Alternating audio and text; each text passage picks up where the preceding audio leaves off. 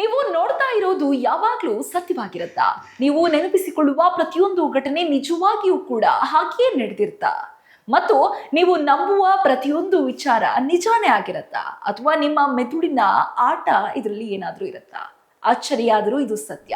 ನಮ್ಮ ಶತ್ರು ಬೇರೆ ಯಾರು ಅಲ್ಲ, ನಮ್ಮದೇ ಮೆದುಳು. ಹಾಗಾದ್ರೆ ನಮ್ಮ ಮೆದುಳು ನಮ್ಮನ್ನ ಹೇಗೆ ಮೋಸಗೊಳಿಸುತ್ತೆ? ಉದಾಹರಣೆಗೆ, ಒಂದು ಪ್ರಸಿದ್ಧ ಚಿತ್ರದಲ್ಲಿ ಒಂದೇ ಫೋಟೋವನ್ನ ಕೆಲವರು ನೀಲಿ ಕಪ್ಪು ಡ್ರೆಸ್ ಎಂದು ನೋಡಿರ್ತಾರೆ, ಇನ್ನು ಕೆಲವರು ಬಿಳಿ ಚಿನ್ನದ ಡ್ರೆಸ್ ಎಂದು ಕರೆಯುತ್ತಾರೆ. ಎರಡೂ ಗುಂಪಿನ ಜನರು ಆತ್ಮವಿಶ್ವಾಸದಿಂದ ತಮ್ಮ ಉತ್ತರವೇ ಸರಿ ಎಂದು ಹೇಳಿರ್ತಾರೆ. ಹಾಗಾದ್ರೆ ಯಾರು ಸರಿ?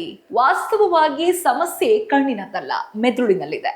ನಮ್ಮ ಕಣ್ಣು ಕೇವಲ ಬೆಳಕನ್ನು ಸೆರೆ ಹಿಡಿಯುತ್ತದೆ, ಆದರೆ ನಾವು ಏನು ನೋಡುತ್ತಿದ್ದೇವೆ ಎಂಬುದನ್ನ ಅರ್ಥ ಮಾಡಿಕೊಳ್ಳುವ ಕೆಲಸ ಮೆದುಳಿನದ್ದು.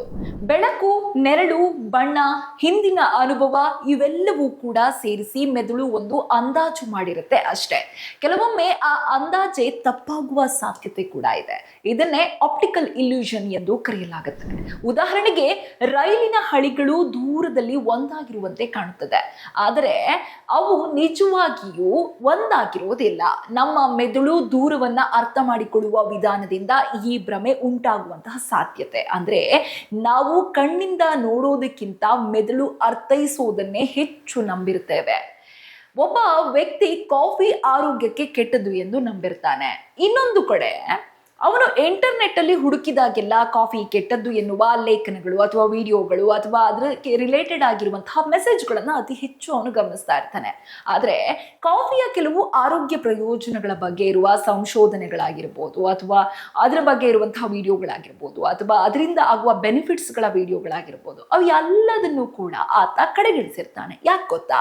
ನಿಮ್ಗೆ ಅನಿಸ್ಬೋದು ಯಾಕೆ ಹೀಗೆ ಮಾಡ್ತಾರೆ ಅಂತ. ಎಸ್, ಯಾಕೆಂದ್ರೆ ನಮ್ಮ ಮೆದುಳು ಈಗಾಗಲೇ ನಾವು ನಂಬಿರುವ ವಿಚಾರಕ್ಕೆ ಬೆಂಬಲ ನೀಡುವ ಮಾಹಿತಿಯನ್ನೇ ಹುಡುಕೋಕ್ ಸ್ಟಾರ್ಟ್ ಮಾಡಿರುತ್ತೆ. ಇದನ್ನೇ ಕನ್ಫರ್ಮೇಷನ್ ಬೀಸ್ ಅಂತ ಕರೀತಾರೆ.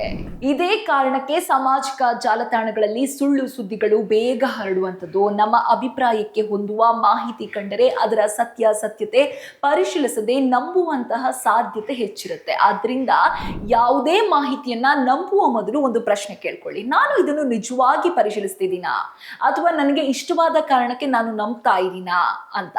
ನಿಮ್ಮ ಬಾಲ್ಯದ ಒಂದು ಘಟನೆಯನ್ನು ಕೂಡ ನೆನಪಿಸ್ಕೊಳ್ಳಿ, ಅದು ನಿಜವಾಗಿಯೂ ಹಾಗೆ ನಡೆದಿತ್ತಾ? ವಿಜ್ಞಾನ ಹೇಳೋದು ಏನಂದ್ರೆ, ನಮ್ಮ ನೆನಪು ಒಂದು ವಿಡಿಯೋ ರೆಕಾರ್ಡಿಂಗ್ ಅಲ್ಲ. ಪ್ರತಿ ಬಾರಿ ಕೂಡ ನಾವು ಘಟನೆಯನ್ನ ನೆನಪಿಸಿಕೊಂಡಾಗ ನಮ್ಮ ಮೆದುಳು ಅದನ್ನ ಮತ್ತೆ ಮತ್ತೆ ಬೇರೆ ಬೇರೆ ರೀತಿಯಲ್ಲಿ ರಚಿಸಿರುತ್ತೆ. ಈ ಪ್ರಕ್ರಿಯೆಯಲ್ಲಿ ಹೊಸ ಮಾಹಿತಿ ಸೇರಬಹುದಾದಂತಹ ಸಾಧ್ಯತೆ ಕೂಡ ಇರುತ್ತೆ. ಕೆಲವು ವಿವರಗಳು ಕೂಡ ಬದಲಾಗಬಹುದು, ಅಥವಾ ಕೆಲವು ವಿಷಯಗಳು ಮರೆಯಾಗಬಹುದು. ಇದಕ್ಕಾಗಿಯೇ ಒಂದೇ ಘಟನೆಯನ್ನ ನೋಡಿದ ಇಬ್ಬರು ವ್ಯಕ್ತಿಗಳು ಎರಡು ವಿಭಿನ್ನ ರೀತಿಯಲ್ಲಿ ವಿವರಿಸುವಂತಹ ಸಾಧ್ಯತೆ ಇರುತ್ತೆ. ಅಂದ್ರೆ ಎಕ್ಸಾಂಪಲ್ಗೆ, ಕೋರ್ಟಲ್ಲಿ ಸಾಕ್ಷಿ ಅಂತ ಕರ್ಕೊಂಡು ಬಂದು ನಿಲ್ಲಿಸಿದಾಗ ಇಬ್ಬರು ವ್ಯಕ್ತಿಯನ್ನ ಕರ್ಕೊಂಡು ಬಂದಾಗ ಈತ ಹೇಳೋದಕ್ಕೂ ಡಿಫ್ರೆನ್ಶಿಯೇಟ್ ಇರುತ್ತೆ. ಯಾಕೆ ಅಂತಂದ್ರೆ ಅವರಿಬ್ಬರ ಮೆದುಳುಗಳು ಚಿತ್ರಿಸುವಂತಹ ರೀತಿ, ವಿವರಿಸುವಂತಹ ರೀತಿ ಬೇರೆ ಬೇರೆಯದ್ದಾಗಿರುತ್ತೆ. ಇದು ಸುಳ್ಳು ಅಂತ ಹೇಳೋದಲ್ಲ, ಇದು ಮೆದುಳಿನ ಸಹಜ ಕಾರ್ಯವಿಧಾನ ಆಗಿರುತ್ತೆ. ಸೈಂಟಿಫಿಕಲಿ ಕೂಡ ಇದು ಪ್ರೂವ್ ಆಗ್ಬಿಟ್ಟಿದೆ. ಈಗ ಮುಖ್ಯ ಅಂಶ ಏನಪ್ಪಾ ಅಂದ್ರೆ, ನಾವು ಏನನ್ನ ತಿಳ್ಕೊಳ್ಬೇಕು, ಮುಖ್ಯವಾಗಿ ಏನನ್ನ ಪಾಲಿಸ್ಬೇಕು ಅಂದ್ರೆ, ಕಣ್ಣಿಗೆ ಕಾಣುವುದೆಲ್ಲ ಸತ್ಯವಲ್ಲ, ನಾವು ನಂಬುವುದೆಲ್ಲ ಸತ್ಯವಲ್ಲ, ನಮಗೆ ನೆನಪಿರೋದು ಎಲ್ಲವೂ ಕೂಡ ಸಂಪೂರ್ಣವಾಗಿಯೂ ಸತ್ಯವಲ್ಲ.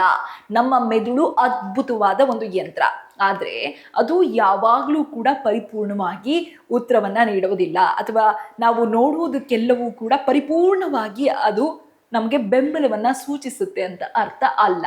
ಆದ್ರಿಂದ ಮುಂದಿನ ಬಾರಿ ನೀವೇನಾದ್ರೂ ಸುದ್ದಿನೋ ಫೋಟೋನೋ ಅಥವಾ ನೆನಪಿನ ಬಗ್ಗೆ ತೀರ್ಮಾನ ಮಾಡೋದರ ಮೊದಲು ಒಂದು ಕ್ಷಣ ಯೋಚಿಸಿ, ಇದು ನಿಜವೇ, ಅಥವಾ ನನ್ನ ಮೆದುಳು ನನ್ನನ್ನು ಮೋಸಗೊಳಿಸ್ತಾ ಇದೆಯಾ? ಬಹುಶಃ ಇದೇ ಒಂದು ಪ್ರಶ್ನೆ ನಿಮ್ಮ ಜೀವನದ ಅನೇಕ ತಪ್ಪು ನಿರ್ಧಾರಗಳನ್ನ ತಪ್ಪಿಸುವಂತಹ ಸಾಧ್ಯತೆ ಇರುತ್ತೆ. ಇದಾಗಿತ್ತು ಈ ಹೊತ್ತಿನ ಬಿಗ್ ಅಪ್ಡೇಟ್ಸ್. ಇಂತಹ ಸೈಂಟಿಫಿಕಲ್ ರೀಸನ್ಗಳು, ನಮ್ಮ ದೇಹದ ಅನೇಕ ಬದಲಾವಣೆಗಳ ಬಗ್ಗೆ ತಿಳ್ಕೊಳ್ಳಿಕ್ಕೋಸ್ಕರ ನಮ್ಮ ಚಾನೆಲ್ನ ಸಬ್ಸ್ಕ್ರೈಬ್ ಮಾಡಿ.